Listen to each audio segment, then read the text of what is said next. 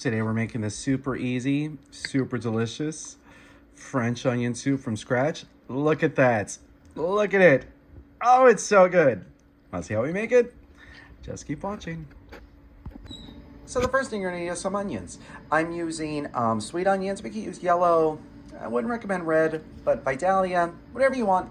But you're gonna need a lot of onions. You're gonna need about 5 pounds for this. So you're gonna have to peel and then julienne all of these onions.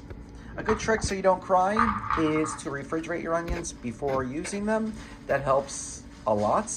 Or just use a food processor, which is what I'm gonna do. Time to cheat. All right, so let's get these sliced up. And just like that, it's all done.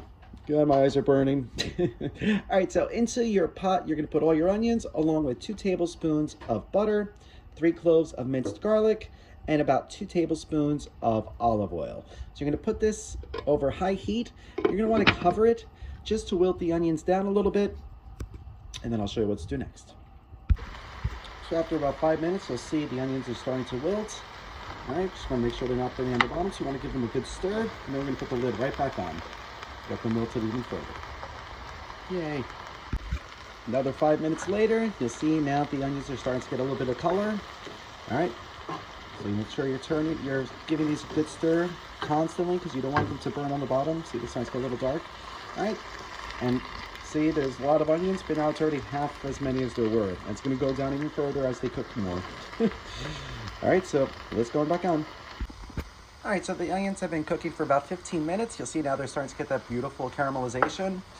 We want them to all look like that. We want a nice, dark, not burnt, beautiful caramelization on these onions.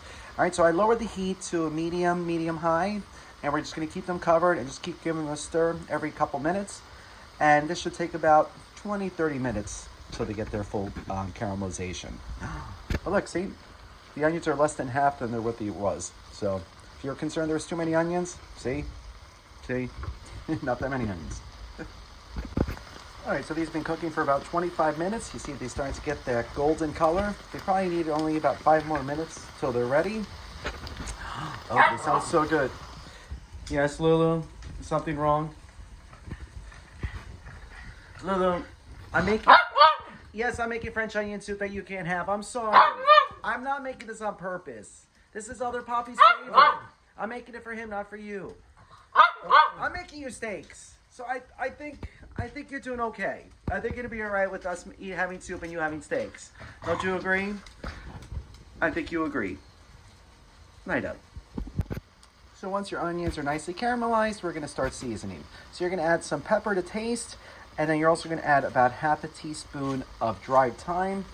And then to glaze the pan, I'm gonna add half a cup of a dry white wine. Okay, turn up that heat. All right, so now we're gonna do a stir. If you don't want to use the white wine, you could also use a sherry or brandy. If you're gonna use brandy, I would only use 1/4 cup. But if you don't want to use any boozes at all, you don't need to.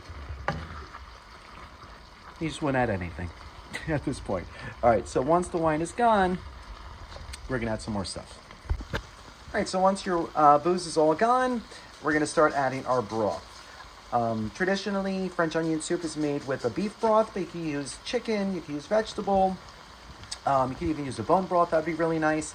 Now, specifically for French onion soup, I prefer to use bouillon cubes because I think they have a richer flavor that really seeps into the onions with something like this. So I'm using beef bouillon cubes, and you want to throw in enough bouillon cubes for 8 cups of liquid. So these were 2 cups per cube, so I threw in 4 cubes. All right, so now we're gonna mix this all up until they're fully dissolved. And once all your cubes are dissolved, we're ready to add the water. So now we're gonna add our 8 cups of water. All right, just like that. And in addition, we added 4 bay leaves. All right, so now we're gonna bring this up to a boil, and we're gonna allow this to simmer for a good 30 to 45 minutes so the flavors really develop. You're gonna wanna give it a taste just to make sure your seasoning is at the proper level that you want that. So that's why I didn't add any salt, because bouillons are very salty. So, all right, give it a taste. So while we wait for the soup to simmer, we're gonna prep our crostini for on top of the onion soup. So here I have some Italian bread that I cut into about half-inch slices. I gently buttered them, added a little bit of onion salt, a little granulated garlic, and now I'm gonna drizzle them. Oh, there's onions in this too, sorry. I'm just gonna do a quick drizzle of some olive oil right across the top. Not a lot. That kind of looks like a lot. All right, so into a preheated 400-degree oven, they're gonna go for just about 10, maybe 15 minutes. You just want them to get nice and crispy. All right, so into the oven, they're gonna go. All right, so the soup's almost ready. The crostini are ready. So now we're ready to prep our crocs. All right, so in our onion soup crocs, I have some shredded mozzarella.